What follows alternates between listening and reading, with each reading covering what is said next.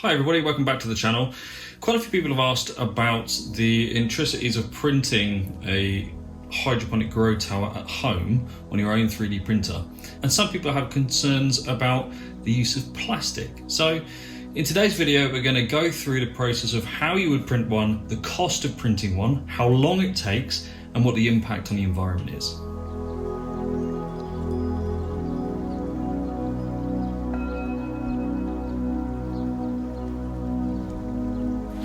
So the first thing to note is there are a lot of 3D printers out there. I use a Bamboo P1P. It's a great printer. It's pretty bulletproof until this morning when it kind of has just given up the ghost. That's not an indication of the printer. I would recommend a Bamboo printer every day of the week. Absolutely love it, and have actually ordered another one. Now, printing a hydroponic tower is time consuming. There's no two ways around that. It does take a while. Now, on the one that's here, that is an original file. I'll put links in the description for type 1. That's this one. It uses much more filament than this version. On printables.com, somebody refined that to use much less filament.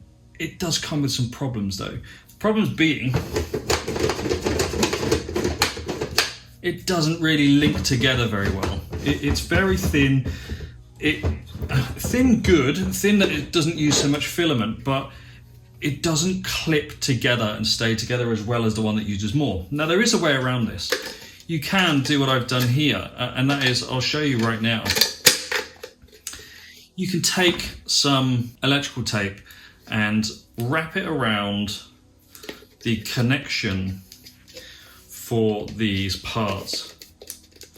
And what this does, this just takes up that 0.2, 0.3 millimeters of space that is remaining. So we're just on one simple wrap around that joint. Make sure it's really nicely stuck down. And when you do that, you get a really nice compact joint. Personally, I think that's a really easy way just to get around using so much filament. The net pot holders, the revised ones, I think they're really good. They hardly use any filament at all, and they clip together in each section really nicely. So how long does it take to print each section of a hydroponic tower? Specifically this hydroponic tower that I'm going to link to in the description. This is type 2. This is the one that uses less filament. So it breaks down into a lid, closed lid to stop the water coming out, your distribution section, which has got all your little holes in, and your pipe connection. You've then got your net pot holders, your individual grow section with or without supports. I don't think they're necessary. And then you've got things like this, which are a spacer. They come in different sizes. One thing that is always missing is the means to connect it to a bucket. And I've put a link in the description for printables where you can just download this, which is a collar. It's got the same connections. You print that, doesn't need any supports. None of these need supports, by the way. And you simply print that off, connect it, and then you can mount that into there. I've done a video on how to assemble these already, but I prefer to use plastic screws rather than metal ones, but use whatever you want. It doesn't make any difference to the product. So, how long does it take to print each part?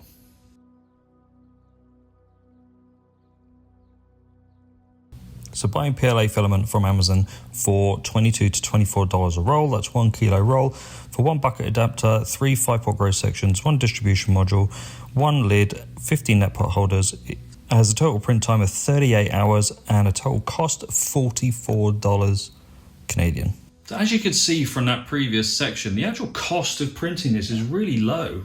There's companies out there that charge in excess of $1,000 for a hydroponic tower. Yes, they do have a fair amount of growing spots, but you can just keep printing these until you've got enough. There's nothing to stop you apart from the power of your pump. Now, as this is a small grow tower, you can use a really small pump.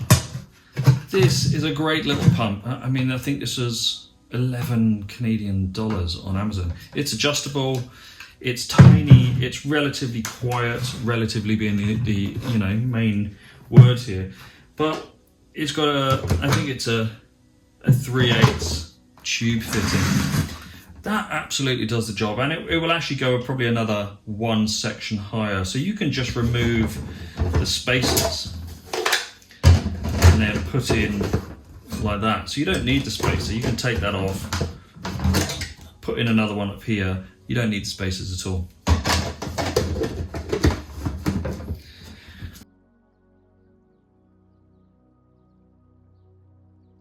What is the impact of printing in PLA or PLA Meta a 3D printed hydroponic tower? Let's look at the impact of what you buy in the stores versus doing something like this. First thing we need to consider is miles. The salad that we buy in stores, I'm just using the salad here as an example, but the salad we buy in stores has a lot of food miles associated with it, but so does the 3D filament itself.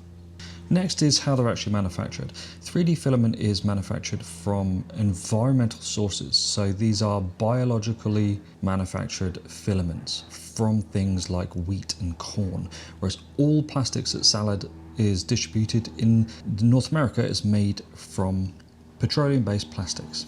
Next, we need to consider the waste side. Now, every piece of plastic that we buy in the stores is a single-use plastic. It gets thrown into landfill and that's where it stays. Our 3D printed tower will last for years. Yes, once that's done, we'll need to dispose of it. But then that comes down to the joy of actually growing your own food. Now, plastic isn't an enemy of society. Single-use plastic is an enemy.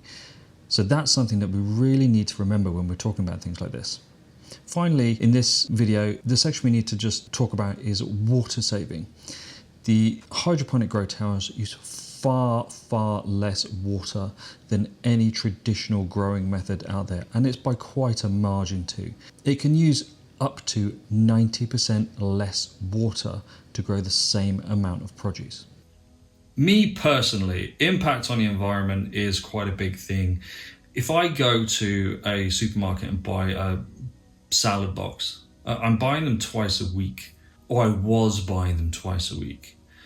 The plastic that it comes in is only 50% recyclable. The salad is done and finished within 2 days because it goes off. So that means if for some reason I don't get round to finishing that salad, then the entire package is wasted. It's just dead plastic. Combine that with packaging for other things like potatoes. You may or may not have seen I'm growing potatoes outside. I've got loads of them growing, and that'll be enough probably to last us at least 6, if not more, months. So you start adding up all the plastic of the salad and vegetables that you grow at home versus the plastic that you have to buy in the stores, and suddenly you realize actually that plastic compared to this, if I were to buy this many salad boxes, equates to printing this, which uses this much PLA filament. So all in all, it starts to balance itself out. The difference being this will just last and last and last. This will last years. But if you clean it, it will just keep going. The pump will keep going. The tubs will keep going. The only thing that you're renewing and is new is the growth medium. Even some of those will keep going. So if you germinate your seeds in something like rock wool, you can transplant that into hydrofoam and then reuse it. Once done and that salad or lettuce or whatever it is you're growing is done, you can clean that and reuse it. There's no waste there. So all in all, the impact on the environment is actually really low. Now the next thing I wanted to talk about was the microplastics. There's a big thing now about microplastics. Microplastics are everywhere. There's nothing we can actually do to avoid that apart from stop using plastics completely. The entire world would have to stop using plastics to avoid microplastics. Now, I'm not saying that they're good. I'm saying they're opposite, that microplastics are bad. But we have to be realistic about where plastic is used. There are some products that plastic is a necessity because of the cost of manufacturing. If we were to move away from plastic for some things, like a salad box, for instance, like we're talking on this video, we would have to consider what else it would be put in, what else would it be sold in. If there were no plastics, then we would have to either have open produce, which would just go off like that, or sealed produce and something different. Without plastics, what are our options? Microplastics in food. Someone made a comment about microplastics in food, and that actually got me thinking, how much microplastic would deviate from the finished product? Now, there's no disputing the fact that 3D printing has been proved to subject the user, if they're close, and I think it's within a few feet of the 3D printer, subject them to microplastics. And this is in the process where the plastic or the PLA is heated up in the nozzle and then deposited onto the bed. That's that stage which microplastic occurs. Let's look at other things that we could compare that to.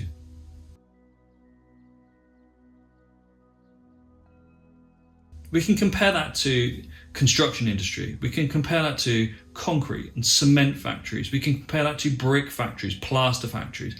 Any manufacturing plant that makes pretty much anything will be distributing tiny molecules within the air of whatever it is that they're using. Is that something that's ever come up to the public eye before?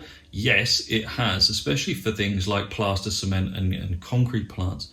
But again, they are a necessity at the moment for life across the world. Without concrete, who knows where we'd be?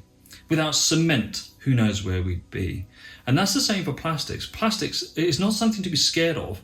It's not something to be frowned upon. It's just how it's used that can sometimes be a problem. So if you were to buy produce from a store and it came in a plastic container, what if I told you that only 20% of that plastic was actually recyclable or even recycled by your local council or government? It's a scary scenario where we think all the products that we put in our recycling bins are actually recycled. Very few of it is. It is increasing as time goes on, but we have a lot of work to do to actually increase the amount of recycled material that goes out. Some companies make a note to say that their product is made from a certain percentage of recycled material, which is excellent. And that number is increasing over time, and there's nothing but good things for that. And that's where this comes in. We can use a type of plastic being a product that is made from a biological source. So this can come from a whole list of natural materials, and it's just processed into this form. It doesn't last. PLA, if you put it outside, over time will disappear into nothing. Now, to me, that's a much more environmentally friendly way, because it means I can print this. I can use this for 5 or 6 years, likely. I might have to print another net pot holder or another lid, but ultimately the structure will remain for a good few years, so I can get good use out of this. Constant growing of produce starts to reduce the plastic impact on the environment, and it starts to reduce the amount of microplastic per lettuce or produce that we're subjecting ourselves to. So the microplastic conundrum is all about manufacturing. If you get a certain amount of microplastic per 1 kilo of plastic production, then over a 2 or 3 year lifespan, you're likely putting yourself in front of much more microplastic than you would if you were to print one of these and use it for 5 years.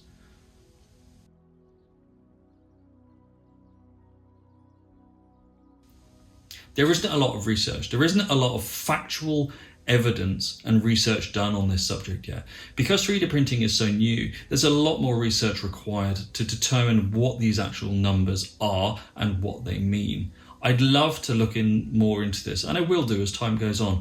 As 3D printing gets easier, simpler, and more eco-friendly, this is a subject that is going to come up time and time again.